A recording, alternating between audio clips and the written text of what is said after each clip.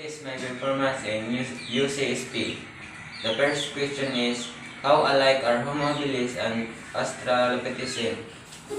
Homo habilis was similar to earlier Australopithecines, but had a somewhat more modern head and a bigger brain. Homo erectus had a bigger brain than Homo habilis and made more advanced tools. Homo erectus was also the first human to leave Africa 1.8 million years ago and controlled fire 1.5 million years ago. The second question is, how different are Homo habilis and Australopithecine with regard to cranial capacity, teeth, and bipedalism? In cranial capacity, Mandira P. Australopithecines are considered to be the missing link between a fossil line of apes and genus Homo. They had smaller cranial capacity compared to Homo habilis, while the latter had a less protruding jaw.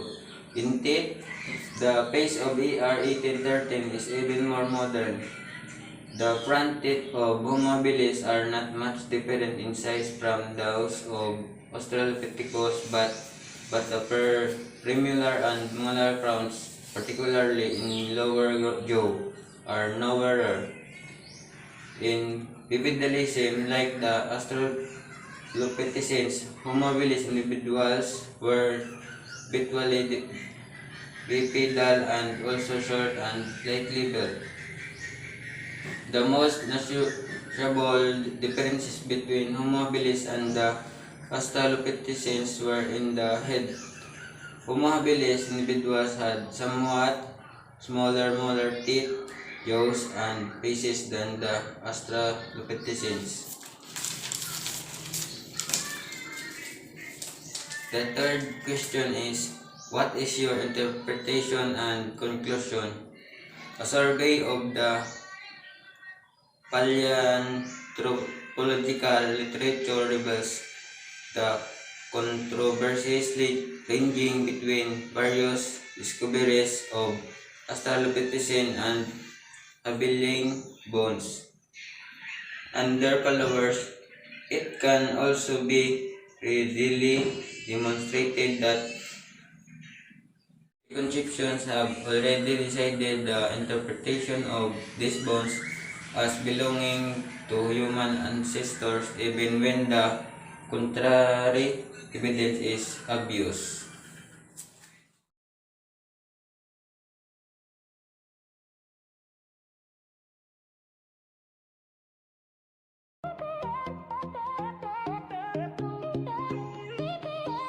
This is my performance in UCSP. The first question is, how alike are Homo habilis and Australopithecine? Homo habilis was similar to earlier Australopithecine, but had a somewhat more modern head and bigger brain.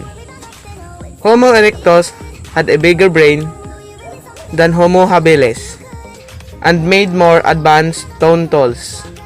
Homo erectus was also the first human to leave Africa in 1.8 million years ago and control fire in 1.5 million years ago. The second question is, how different are Homo habilis and Australopithecine with regards to cranial capacity, teeth, and bipedalism? The difference of Homo habilis and Australopithecine with regards to cranial capacity. Mandira P. Australopithecines are considered to be the missing link between a fossil line of apes and genus Homo. They had smaller cranial capacity compared to Homo habilis, while the latter had a less protruding jaw.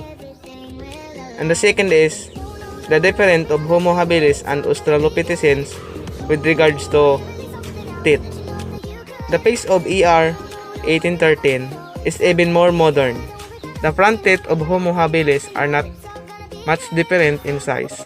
from those of Australopithecus, but the premolar and molar crowns, particularly in the lower jaw, are narrower. And the third is the difference of Homo habilis and Australopithecines with regards to bipedalism. Like the Australopithecines, Homo habilis individuals were habitually bipedal and also short and light-livered. The most noticeable differences between Homo habilis and the Australopithecines were in the head. Homo habilis individuals had somewhat smaller molar teeth, jaws, and pieces than the Australopithecines.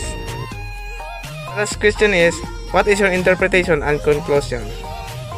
My interpretation and conclusion is, in a survey of a paleontological literature reveals the controversies ranging between various discoveries of Australopithecines and habilin bones and their followers.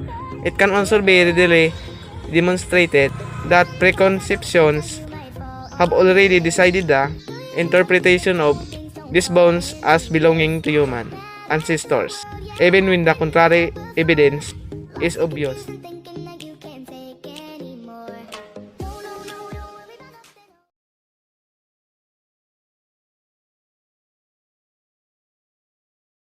This is my performance task number 5 in UCSP. Question number 1. How alike are Homo habilis and Australopithecine? Number 1. Homo habilis was very similar to the Australopithecines but with their certain differences. Like the Australopithecines, Homo habilis individuals were habitually bipedal and also short and lightly built. The most noticeable difference between Homo habilis and the Australopithecines were in head. Number 2. How different are Homo habilis and Australopithecines with regards to cranial capacity, teeth, and bipedalism?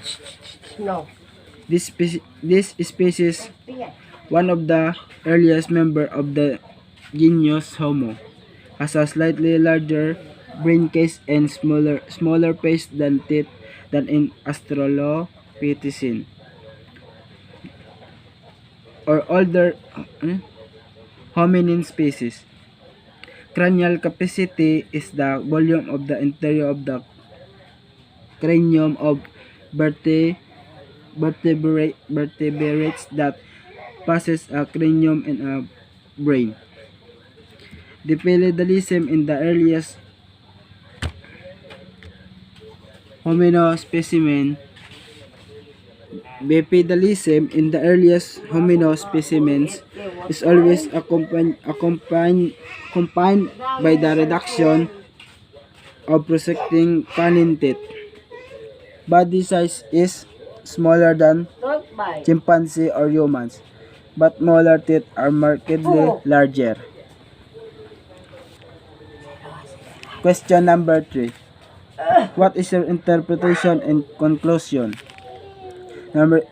Interpretation is the act of explaining, reframing, or otherwise showing your own understanding of something. Interpretation requires you to first understand the piece of music, text, language, or idea, and then give your explanation of it. Conclusion. My conclusion is to have the last word on the subject. The conclusion allows you to have final say on the issues you have raised in your